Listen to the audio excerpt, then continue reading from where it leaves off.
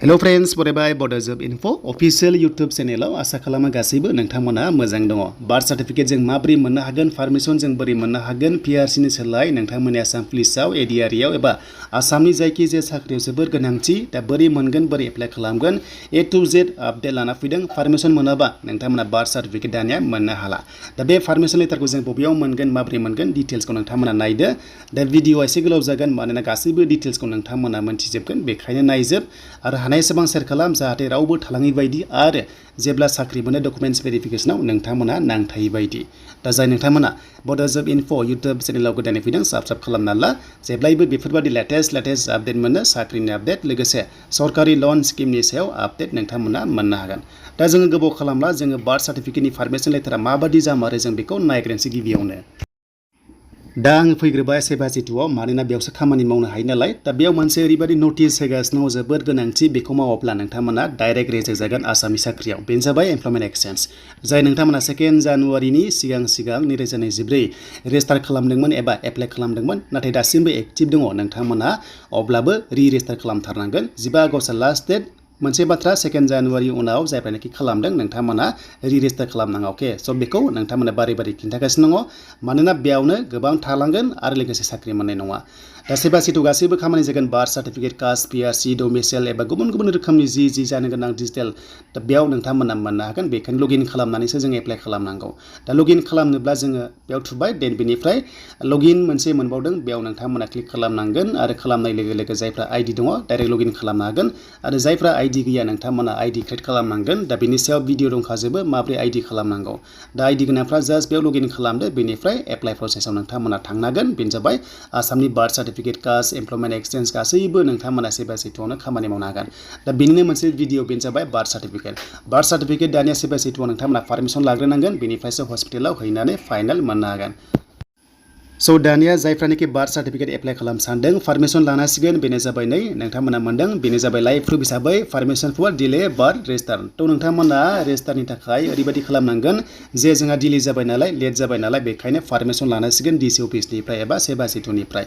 दा बेनो जाबाय सेभासिटुनिफ्राय मोननाय बार्थ नोंथांमोननि पारमिशन लेटार। बेखौहाय PHC एबा प्राइमारि हेल्थ सेन्टाराव नोंथांमोना हैनाय लोगो लोगो जेरावनोखि जइन्ट डाइरेक्टर थायो बेयाव नोंथांमोना हैदो, बेनिफ्राय बार्थ सार्टिफिकेट नोंथांमोना मोनबोनो हासिगोन।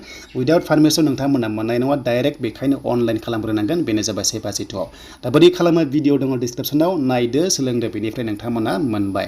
दा डिटेल्सखौ मोनबाय जे बार्थ सार्टिफिकेट खालामबा पारमिशन नांथारगोन बेबायदि दङ नै नोंथांमोननि माखासे डिटेल्सआ बेनो सार्टिफिकेटआ, बे जाबाय पारमिशन। एन्ड बेखौ साबमिट खालामनाय लोगो लोगो 2 सानथामनि गेजेरावनो नोंथांमोना एबा सानसेयावनो बार्थ सार्टिफिकेट मोननो हासिगोन। दा बेखायनो जों सेभासिटुआव फैफिनबावबाय आरो बेयाव फैनानै जोङो लगइन खालामसै। स' फाइनालि जों लगइन खालामबाय। बेनिफ्राय जोंहा माइ ट्रेन्जेक्सन दङ, बेयाव नों जि खालामदोंमोन गासैबो डिटेल्सखौ नोंथांमोना बेयावनो मोनफिनजोबगोन, जेरै कास्ट, बार्थ सार्टिफिकेट, एमप्लयमेन्ट एक्सचेन्जनि माखासे पेमेन्ट दाननाय बा हिस्टरि गासैबो बेयावनो थाजोबगोन, जेबो नोंथांमोना गोमाना थाङा। अके, थ' बेखौ मोनफिनजोबगोन, जेबो नङा। दा जोङो बार्थ सार्टिफिकेट खालामबा जों बेवहाय ओरैबायदि पिआरसिनि सोलाय माने पिआरसि गोबां कमेन्ट्स खालामगासिनो दं, जोंनि एसटिफ्रा पिआरसि नाङा। स' बेखायनो जोंहा बार्थ सार्टिफिकेटआनो गोबांथार माने प्रुफ हिसाबै जोङो फोरमान बिलाइ होनो हायो। बेखायनो जोंहा ट्राइबेलफ्रा पिआरसि नाङा मानोना जों आसामनि थागिबिखा। स' बेखायनो जुदि एडमिटआ मिस्टेकब्ला, जुदि नोंथांमोना एडमिट मिस्टेकब्ला क्लास 10 बार्थ सार्टिफिकेटआ जेरावबो एक्सेप्ट जागोन। बेखायनो एडिशनेल बार्थ सार्टिफिकेटआ जोबोर गोनांथि साख्रियाव। स' बेखायनो जों डाइरेक्ट बेयाव बार्थ लिरनोसै। दा बेयाव जोङो बार्थ सार्टिफिकेटआव फैनाय लोगो लोगो ओरैबायदि मोनसे अप्सन मोनगोन, नोंथांमोना भिडिअ नायलांबाय था अब्लानो बुजिगोन, स्किप खालामनाङा नङाब्ला नोंथांमोना आन्दायनो हागौ।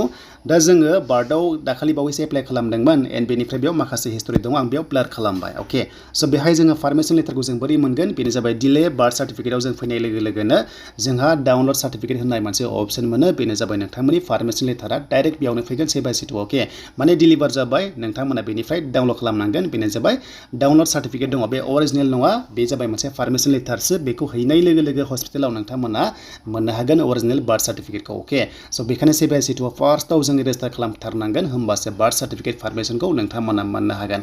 दा बेखौ जोङो डाउनलड खालामनाय लोगो लोगोनो आं दहाय देखायनाया थिग बेबादि डिसप्लेआव नाय, बेबादिखौ मोनबानो नोंथांमोना हस्पिटालाव मोनहैगोन आरो। दा जोङो बार्थ लिरबाय, देन बार्थ लिरनाय लोगो लोगो मोननै अप्सन दङ, मोनसे जाबाय बार्थ रेजिस्टार फार्स्टनिया माने गोदान गोदान उन्दैफोरनि थाखाय बाट जोंहा डिले जाबाय नालाय लेट जाबाय बेखायनो जोङो पारमिसन फर डिलेआव फैनानै एप्लाइआव थुनांगौ स' बे एप्लाइआव थुनाय लोगो लोगो एप्लाइ प्रसेसआव नोंथांमोना थांनो हागोन जुदि गोदान गथ'ब्ला 21 डेजनि गेजेराव टाइम दङ बेयाव फ्रियावनो खालामनो हायो बेबादि नांलाया नाथाय जोंहा डिले जाबाय नालाय लेट जाबाय नालाय बोरायलायबाय बा बुरिलायबाय अब्ला मा खालामो जों पारमिसन फर डिलेआव जोङो थांनानै जोंहा डिले जाबाय एबा लेट जाबाय देन बेयाव फैनानै नोंथांमोना मा नांगौ गासैबो डकुमेन्ट्सआ बेयावनो दंखाजोबो बेनि सायाव प्रपार डिटेल्स भिडिअ दङ डिसक्रिप्सनाव नोंथांमोना चेक खालाम दा मेनलि डकुमेन्ट्सआ नोंथांमोना गासैबो एड्रेस प्रुफ नांगोन बेनिफ्राय मोनसे मेनआ जाहैबाय नाम्बार 4 स' नाम्बार 4आ एफिडेभिट खालामथारनांगोन गावबुरानिफ्राय नोंथांमोना लाना फैनांगोन बार्थ सार्टिफिकेटनि थाखाय होननानै अके स' बेखौ नोंथांमोना गावबुरानिफ्राय सार्टिफिकेट लाबोदो फरवार्डिं लाबोदो होमबानो नोंथांमोना बेखौ आपल'ड होनांगोन नोंथांमोननि प्रसेसआव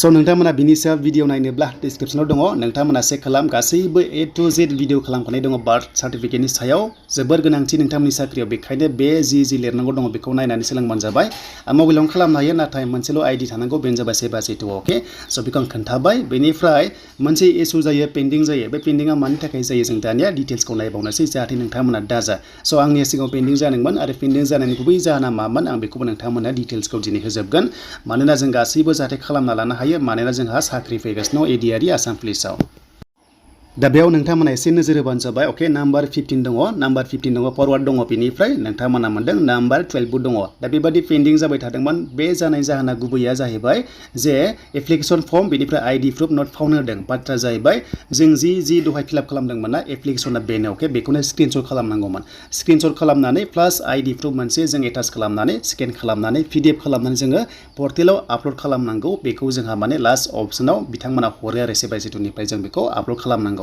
बाथ्रा जाबाय सिम्पल खोथा बेखौ बिथांमोना लिरनो हायाखैमोन एप्लिकेसना माखौ होनो बाट एप्लिकेसना बेनो आं 7/2नि हेल्पलाइनाव सोंहरबाय जे बिथांमोना बुंदों जे जों जि फिलआप खालामनाय मोनसे प्रिभिउ अपसन थायोना नोंनि एड्रेस डिटेल्स गासैबो थाजोबो बेबायदि स' बेखौ नोंथांमोना स्क्रिनशट खालामनानैनो जास्ट स्क्रिनशट खालामदो बेनिफ्राय आइडि मोनसे होफानानै बेखौ स्केन खालामनानै एटाच खालामनानै आपल'ड खालामनांगौ होमबानो एप्रुभ जाबाय आरो एप्रुभ जानाय लोगो लोगोनो 19 नोंथांमोना नाम्बाराव मोनदों जे 15 जुलाइआव एप्रुभ जाबाय बेनिफ्राय आं दहाय खिन्थानाय बायदि डिसप्लेआव नाय बे सार्टिफिकेट पारमिसना बेखौ मोनबाय एन्ड बेखौहाय दायो जोङो PHC हस्पिटालाव हैनाय लोगो लोगोनो जोंहा दायो बार्थ सार्टिफिकेटआ मोनसिगोन आरो दा बेनोमोन डिटेल्सआ नोंथांमोना बयबो क्लियार जाबाय होनना आं सानबाय एन्ड नेक्स्टआव गोदान भिडिअ फैगोन आसा खालामो भिडिअखौ नायनानै मोजां मोनदोंबा लाइक कमेन्ट शेयार आरो जायफ्रा बड'जब इनफो इउटुब चेनेलाव गोदान साबस्क्राइब खालामना ला जेब्लायबो साख्रिनि आपडेट नोंथांमोना मोननो हागोन